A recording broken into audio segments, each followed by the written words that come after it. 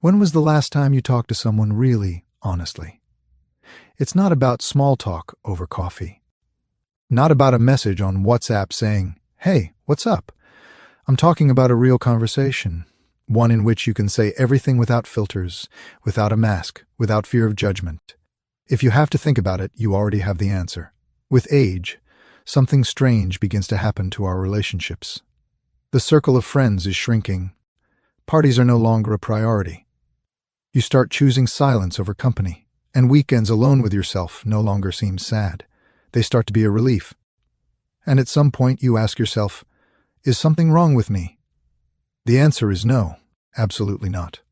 What you feel has a name, has depth, and was described by one of the greatest psychologists in history, Carl Jung.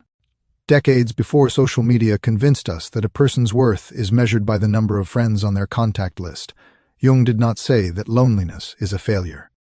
He said it is a signal that you are in the midst of something important, a process that he called individuation, a process of becoming oneself, and this process inevitably changes who you want to have close.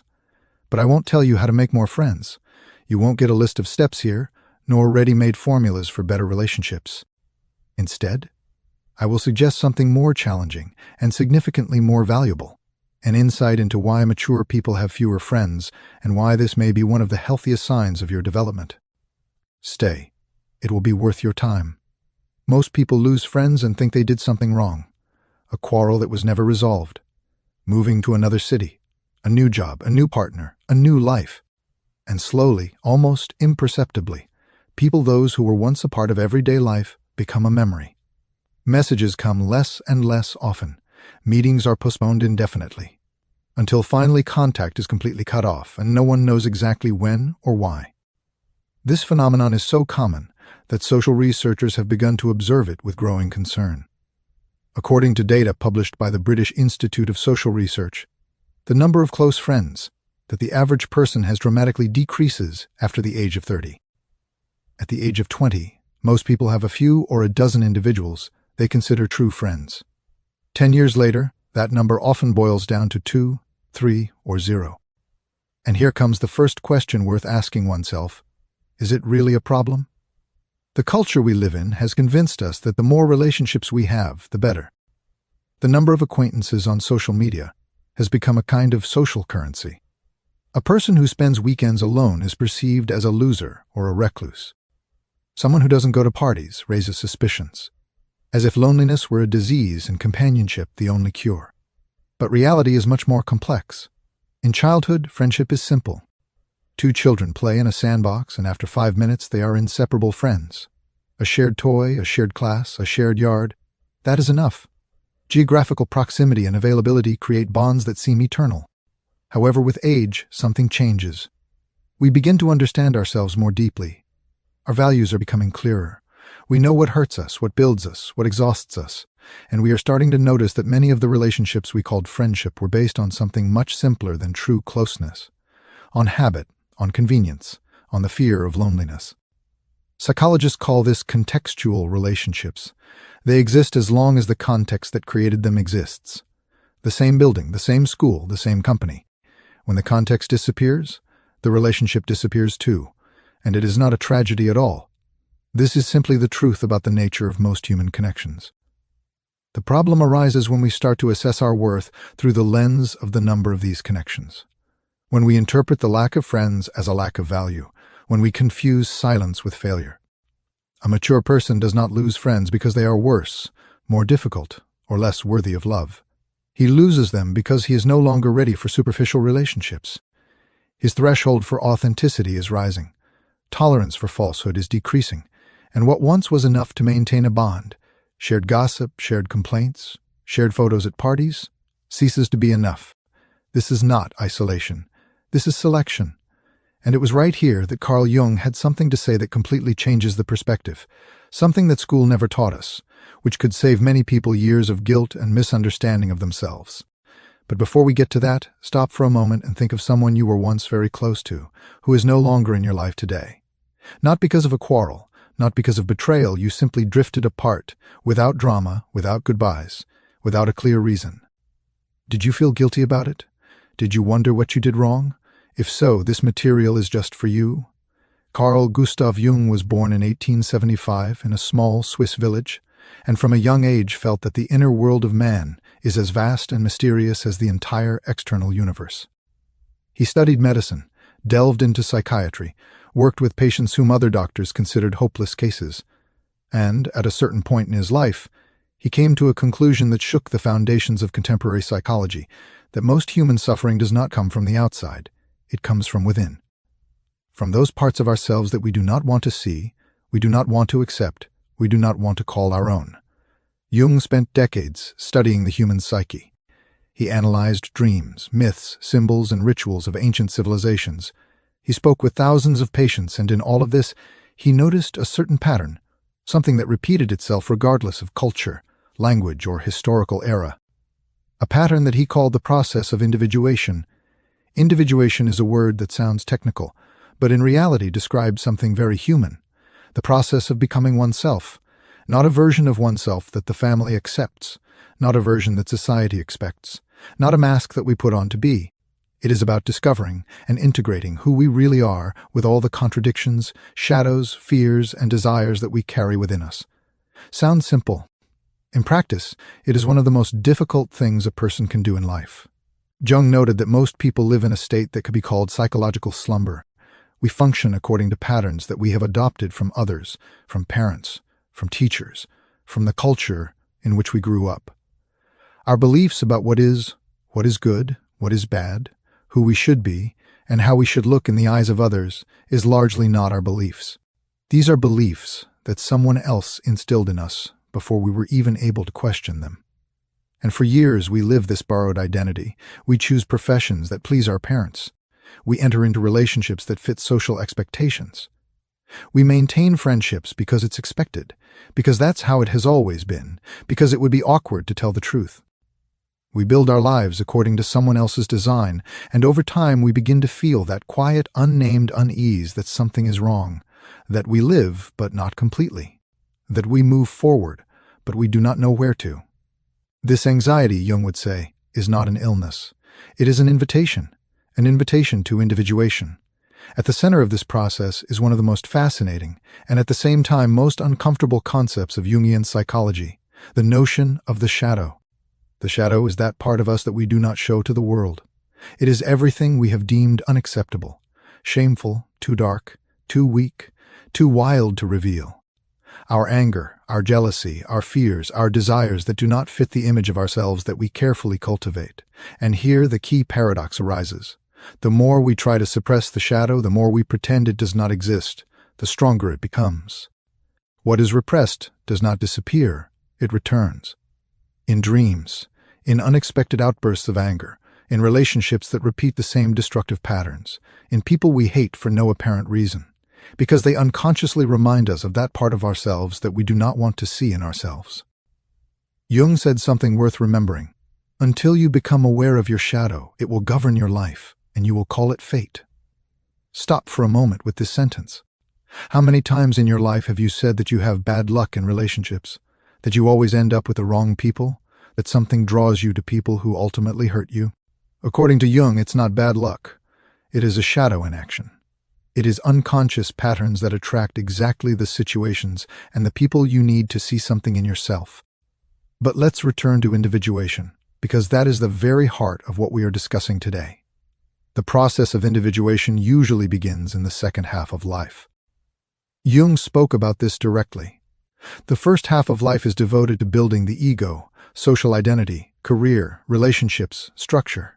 It is a time when we learn how to function in the world, how to be accepted, how to survive, but at a certain point, often after 30, sometimes after 40, sometimes after some crisis, loss, or breakthrough, something different begins. The questions we previously silenced are starting to be heard. Who am I really? What do I really want? Why does this life that I have built not bring me the fulfillment I was hoping for? This is not a midlife crisis in the common understanding. It is, as Jung would say, a natural awakening of the psyche, an invitation to go deeper, to confront what has been hidden so far.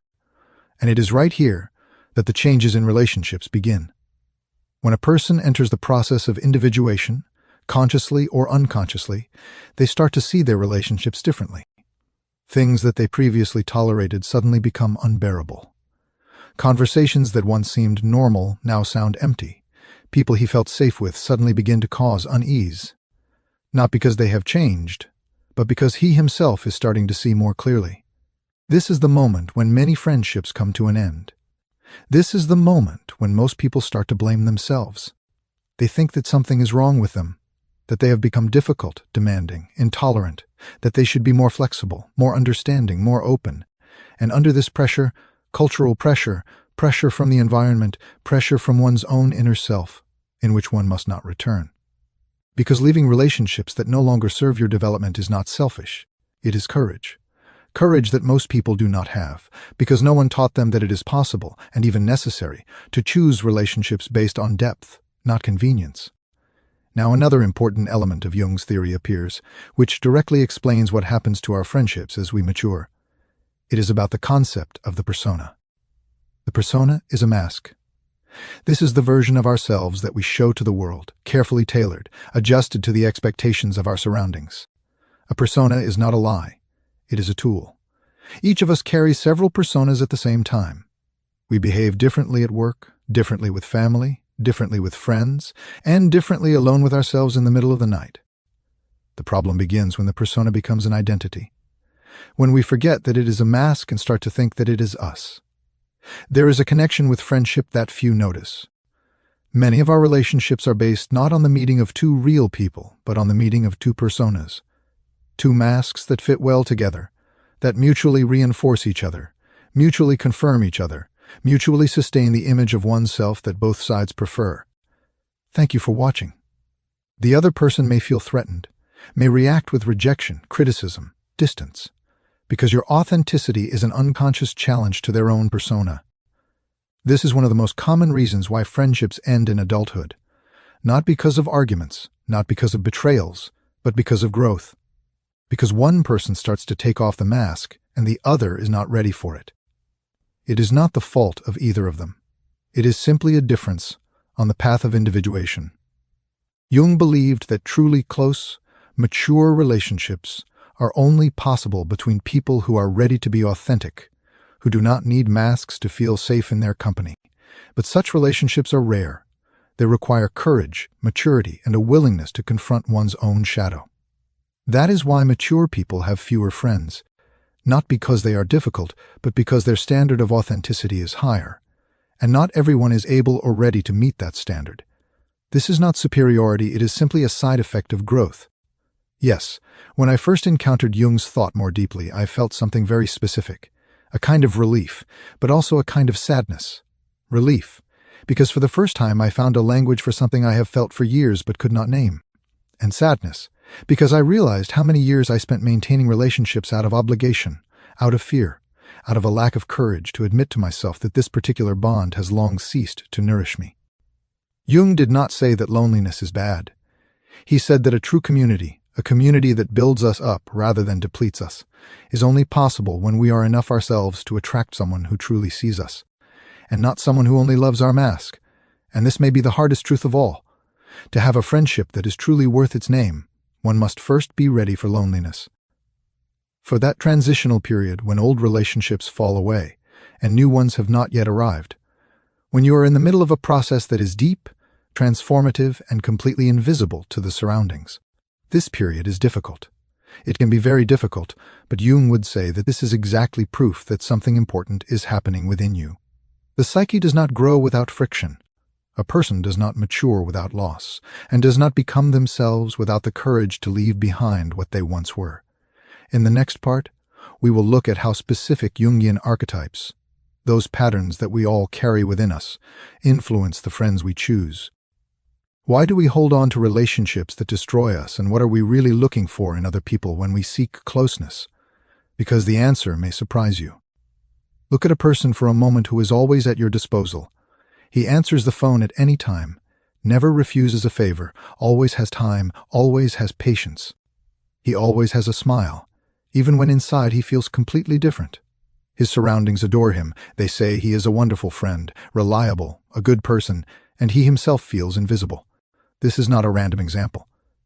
This is one of the most common patterns that Jung described through the lens of archetypes, those deep, universal psychological structures that shape our behavior, our relationships, and our choices, often completely outside of our awareness. Jung claimed that the human psyche is not homogeneous. We are not simple, coherent beings with one clearly defined identity. We are rather an internal theater, in which many characters play their roles simultaneously. And these characters, archetypes, are not an invention or a metaphor. They are structures encoded deep in what Jung called the collective unconscious. Patterns that repeat across all cultures, all epochs. The question is not whether we have them, but which of them governs our lives, and above all, our relationships. Let's start with the archetype that is probably the most destructive in the context of friendship, and at the same time, one of the most common. It is the archetype of the child. Not in the literal sense, but in a psychological sense. A person who operates from the level of this archetype in relationships unconsciously seeks in friends something they did not receive in childhood. Unconditional acceptance, safety. Someone who will say, "You are enough, you are loved, you are important," and there is nothing wrong with that. It is a deeply human need. The problem arises when this need is so strong that it begins to govern all our choices in relationships. Then instead of looking for a friend, we look for a parent. Instead of building an equal bond, we build dependence. And instead of a relationship that strengthens us, we create a relationship that defines us, because without it, we don't know who we are. Have you ever stayed in a friendship just because you were afraid of what you would feel when it was gone?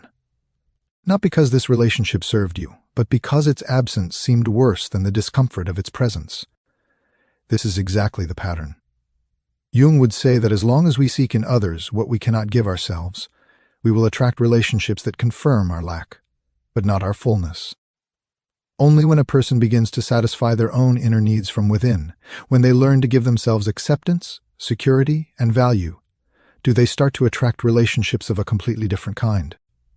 But there is one more archetype worth discussing, as it plays a key role in how we choose friends, and why we cling to relationships that objectively do not serve us. To the archetype of shadow in the context of projection. Projection is one of the most important mechanisms that Jung described.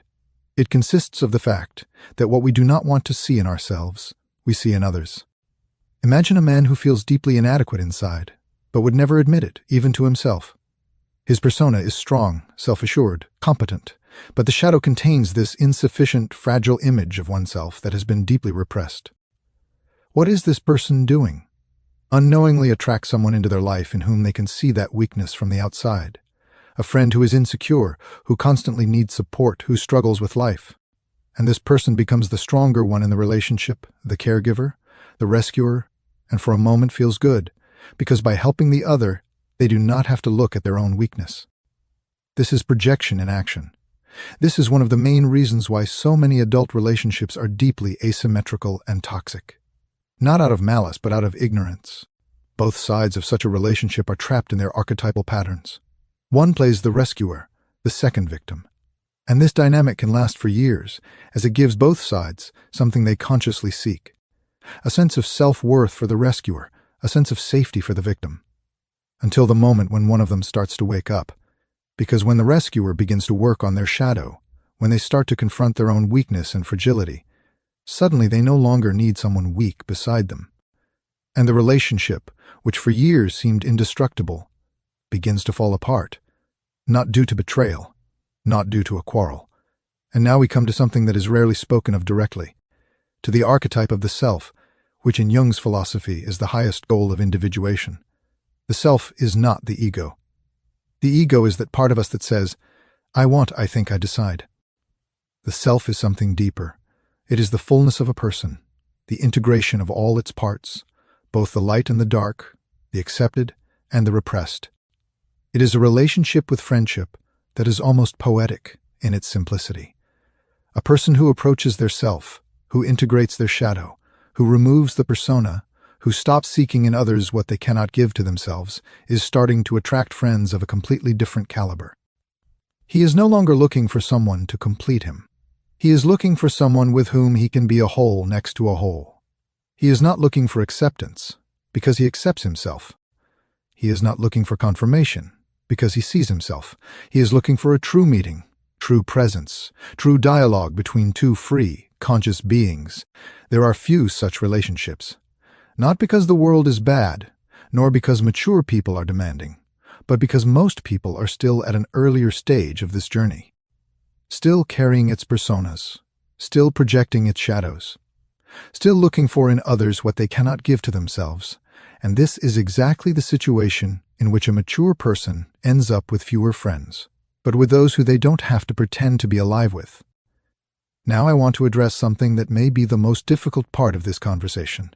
Something that requires a considerable amount of honesty from us, and I am speaking here about myself as well as about you. How much of your current relationships is based on what you truly need, and how much is based on what you fear losing? Fear is a powerful factor in maintaining relationships that have long ceased to build us up.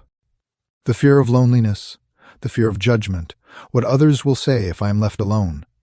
Fear of confrontation, because telling the truth can destroy a relationship, and its destruction hurts more than enduring discomfort. Jung would say that this fear is not an enemy, it is an indicator. It shows exactly those places in us that have not yet been integrated. Those places where the shadow still rules, where the persona is still in place, where individuation is still waiting for its turn, and these places, paradoxically, are precisely those from which it is worth starting. Not from cutting off relationships, not from dramatic gestures or grand farewells, but from patient, sincere work with oneself. From the question of why this relationship is so hard for me to leave, even though I know it doesn't serve me, what keeps me tied to something that exhausts me. Because the answer to this question says more about you than about the other person. There is one more archetypal pattern that is worth mentioning here, as it is extremely common among people entering adulthood, especially those who have already begun to ask themselves deeper questions about themselves and their lives. This is the pattern of a hero. The archetype of a hero is that voice inside that says, you must be strong, you must cope, you must be independent, competent, reliable, you can't ask for help, that's a weakness, you can't admit that you are lost, that's a failure, you must go forward, always forward, because stopping means death. This archetype is essential at a certain stage of life. It gives strength, determination, and courage to take on difficult challenges. But when the hero rules all our relationships, when we cannot accept help, when we cannot show weakness, when we cannot be hurt in the presence of another person, we create an invisible wall around ourselves. And behind that wall, it is safe, but it is also very lonely. Mature friendship requires something that is the hardest for the hero. It requires vulnerability. Not weakness, not self-pity, but an authentic, brave readiness to be seen as one truly is. With uncertainties, with unanswered questions, with all of this that we normally do not show because we are afraid it will discredit us. This is a paradox that Jung understood perfectly. The more we try to appear strong, the more we isolate ourselves from true closeness. But true closeness is not born in the presence of masks. It is born precisely in those moments when the mask falls away. If something from what I'm saying today resonates with this, with your own experience, if you recognize any of these patterns in yourself, I want you to know one thing. This is not a sentence. This is a starting point. Jung did not talk about archetypes for us to blame ourselves. He talked about them so that we could see them. What we see, we can change. What we do not see rules us. And since you are already here and listening to this up to this point, it means you are ready to see more. Stay with this for a moment. In the next part, we will talk about what Jung called true maturity in relationships, and about what really distinguishes the friendship that builds us from the one that merely fills the silence. There is a certain difference that most people can never name, and it changes everything. It is the difference between a relationship that fills the silence and a relationship that respects that silence. Between a friendship that exists because you both need it and a friendship that exists because you both want it. Between closeness built on the fear of loneliness and closeness built on authentic choice. Jung never used the word toxic in relation to relationships. It is a contemporary term that is often abused. Jung spoke about unconscious and conscious relationships, about relationships that are driven by unconscious patterns, fears, and projections, and about relationships that arise from a place of integration, maturity, and true freedom. It is a difference. Although it sounds abstract, it is very concrete in practice. You feel it in your body. You feel it in how you feel after meeting a certain person. Do you leave feeling lighter, fuller, more yourself? Or do you leave feeling exhausted, empty, with the sense that you left a piece of yourself behind that you didn't want to leave? This is not a matter of sympathy. You can like someone and at the same time feel that this relationship is exhausting you. You can love someone and know that your closeness is built on mutual dependence, not on mutual choice. Jung once said something that sounds like a paradox to many. True love and true friendship are only possible between people who are able to function without each other. Only someone who does not need you to be themselves can truly choose to be with you. Think about it for a moment. How many relationships in your life are built on choice? And how many on need? How many of them would last if neither side felt fear of losing them? This is precisely the criterion of mature friendship in the Jungian sense. Not the intensity, not the length, not the history that you share together, but freedom. The freedom to be oneself in this relationship, without the fear that this honesty will destroy it. And the freedom of the other person to be themselves, without the feeling that you have to encourage, lead, or save them. Mature friendship does not require management. It does not require walking on eggshells, carefully choosing words, calculating what you can say and what is better not to. There is a space where both of you can be true and where that truth brings you closer instead of pushing you apart. Such relationships are none. They are rare not because the world is full of bad people. They are rare because they require something that most of us have not had the chance to learn. They require confrontation with one's own shadow, the removal of the persona, and the willingness to be seen without filters. And that is why an adult has fewer friends. Not because he is a loner, nor because he cannot connect with others, but because he stopped being ready for connections that are merely an illusion of closeness. I myself confused intensity with depth for a long time. I thought that if a relationship is dramatic, full of emotions, with constant ups and downs, it means that it is important, that it means something, that this is the true closeness that everyone talks about. Today I understand that I confused the storm with the depth of the ocean. The storm is loud and visible, but the ocean is deep in silence. Mature friendships are often calm. They lack drama, grand gestures, or constant validation of each other.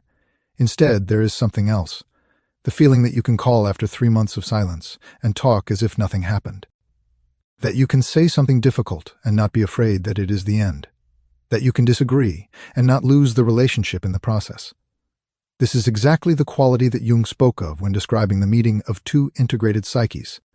A meeting that does not need dramas to prove itself, its value, which simply exists, naturally, lightly, with space for both. But for such relationships to be possible, first something difficult must happen.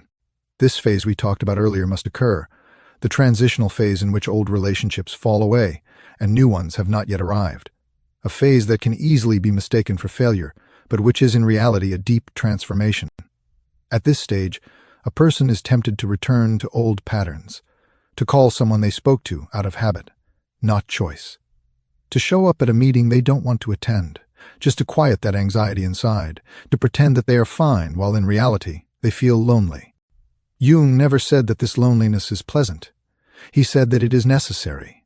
It is precisely in this silence, when we do not have people around us who define who we are, that we finally begin to ask ourselves who we really want to be, what we truly value, what kind of relationships we genuinely desire. And these questions, asked sincerely, without haste, without the desire for a quick answer, change everything. But a person who knows what they are looking for will no longer settle for just anything.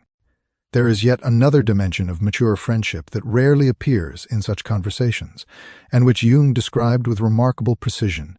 It is the dimension of mutual witnessing. It is not about giving advice.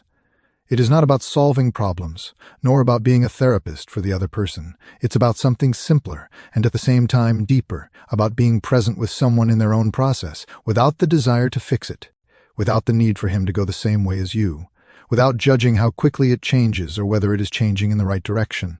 A true friend in the Jungian sense is someone who accompanies your individuation, not someone who controls her, someone who sees you in your entirety with light and shadow, and who does not ask you to hide one half so that the other looks better. Such people in life may be 2, maybe 3, maybe 1, maybe none yet. But the road to them is open, provided that you first become that kind of person for yourself. The circle closes. The quality of the friends we attract is a mirror of the quality of the relationship we have with ourselves. If we treat ourselves harshly, without compassion, Without transition, in the space for mistakes, we attract relationships that replicate this pattern. If we do not know ourselves, we attract people who also do not know themselves, and together we wander in this ignorance. But when we start to treat ourselves with gentleness and curiosity, when we begin to look at our own shadow without escape and without condemnation, something in our surroundings is starting to change. Not immediately, not dramatically, but inevitably.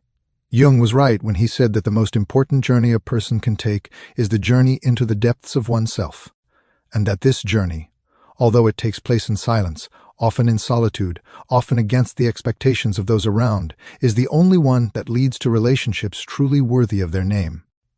Fewer friends, but true ones. Less closeness, but deep.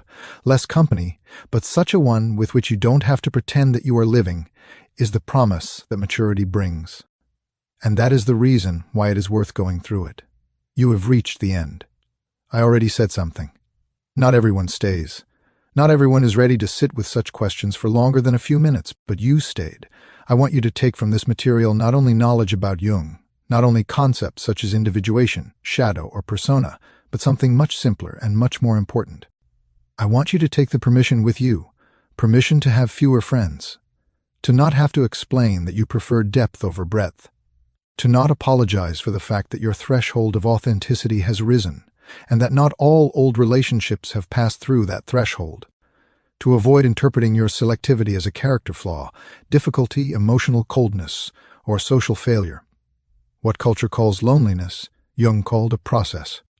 And what the environment interprets as isolation may actually be the bravest thing you do, staying true to yourself in a world that constantly urges you to be someone else. Throughout this conversation, we circled around one central truth, not a new one, undiscovered by Jung as the first, but described by him with such precision and depth that it is hard to ignore after reading it. The truth sounds like this. The quality of your inner life determines the quality of your outer life. The quality of the relationship you have with yourself determines the quality of the relationships you are able to build with others. This is not an abstraction. It is a very concrete mechanism that you can observe in your own life if you have the courage to look honestly enough.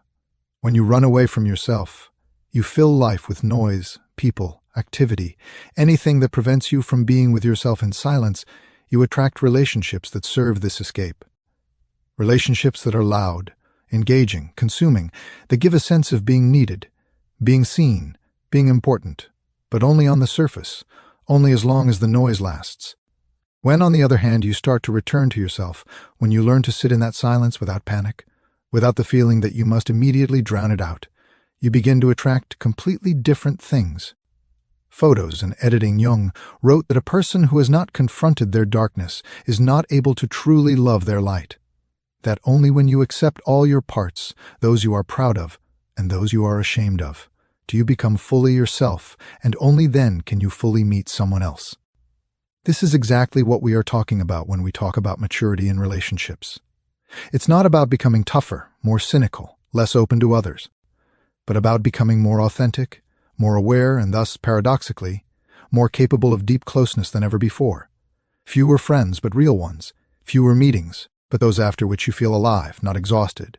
Fewer relationships, but those in which you can be yourself completely, not just that half that you deemed acceptable. I want to say one more thing before we finish. Something personal. Jung's thought is not easy. It is not comfortable. It does not provide simple answers or immediate relief. Reading it, studying it, trying to apply its perspective to one's own life, this is work. Real, sometimes painful, sometimes confusing work. But it is work that changes everything, that makes it so instead of living reactively, responding to stimuli, driven by fear, repeating the same patterns over and over, you start to live consciously. You begin to see the mechanisms that previously governed you without your knowledge. You start to have a choice where you previously thought you had no choice. And in this growing awareness, in this gradual integration, in this slow but inevitable becoming oneself, there is something that Jung considered the essence of a fulfilled life. Thank you for your attention, with everything that it means. If this material stirred something in you, if any of these words sounded like something you already knew deep down, but you didn't name it yet, please don't leave it just here. Take it with you. Sit with it in silence. Ask yourself one question that Jung asked his patients at the beginning of each session. Who am I when no one is watching me? The answer to this question is the beginning of everything. If you want more of these deep conversations based on psychology, which do not provide ready-made recipes but ask the right questions, subscribe to this channel and turn on notifications. New materials appear regularly, and each of them is an attempt to do exactly what we did today, to go deeper than the surface. If you know someone who could benefit from this conversation, someone who struggles with the feeling of losing friends and doesn't understand why, or someone who feels lonely in a way they can't name, share this material. Sometimes one sentence, heard at the right moment, changes everything. Thank you for being here with me until the end.